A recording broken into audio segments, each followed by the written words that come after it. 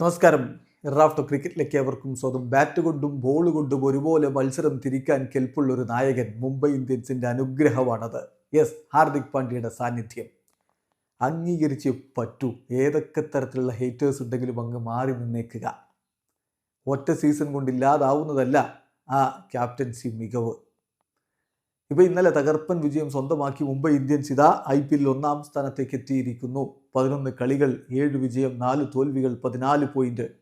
തുടരൻ 6 വിജയങ്ങളാണ് നേടിയിരിക്കുന്നത്. Captain fantastic ഈ മത്സരങ്ങളിൽ മിക്കതിലും ബാറ്റ് കൊണ്ടോ ബോൾ കൊണ്ടോ നിർണായകമായിട്ടുള്ള പ്രകടനം നടത്തിയിട്ടുണ്ട്. ഇന്നലെയും അദ്ദേഹം ബാറ്റ് കൊണ്ടും ഇന്നും പ്രകടനം നടത്തുന്നത് നമ്മൾ കണ്ടു. വിക്കറ്റും എടുത്തിട്ടുണ്ട്.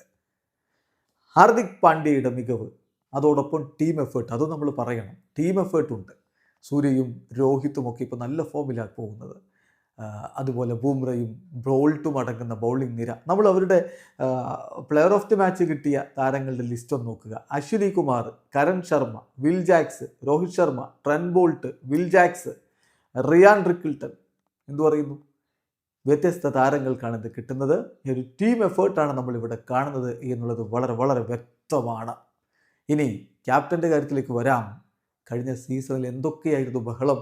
രോഹിത് ശർമ്മയെ മാറ്റി ഹാർദിക് പാണ്ഡ്യയെ ഗുജറാത്ത് ടൈറ്റൻസിൽ നിന്ന് കൊണ്ടുവന്ന് മുംബൈ നായകനായിട്ട് അവരോധിക്കുമ്പോൾ വലിയ ബഹളം.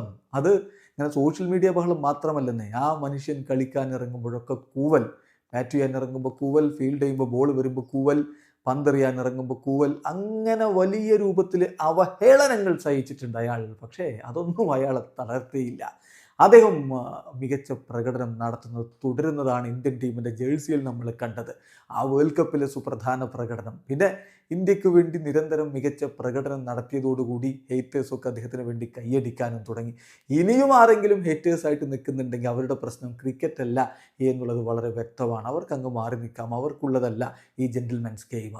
ഇദ്ദേഹം മികച്ച നായകനാണ്. IPL അത് അദ്ദേഹം നേരത്തെ തെളിയിച്ചതാണ്. നോക്കുക, 2022 അദ്ദേഹം നായകനാവുന്നു, GTയുടെ നായകൻ, ചാമ്പ്യൻ ആവുന്നു.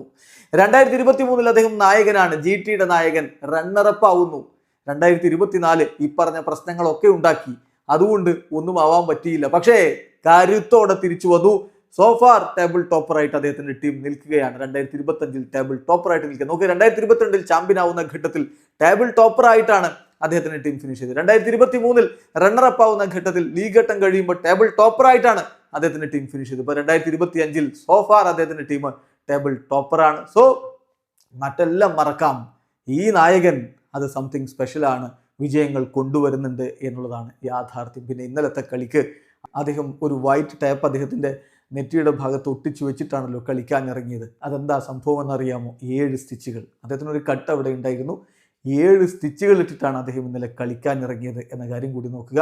അദ്ദേഹത്തിൻ്റെ ലെഫ്റ്റ് ഐയുടെ ഭാഗത്താണ് ആ ഒരു സ്റ്റിച്ച് ഉണ്ടായിരുന്നത്. അവിടെയാണ് ആ ടാപ്പ് ഒട്ടിച്ചിരുന്നത്.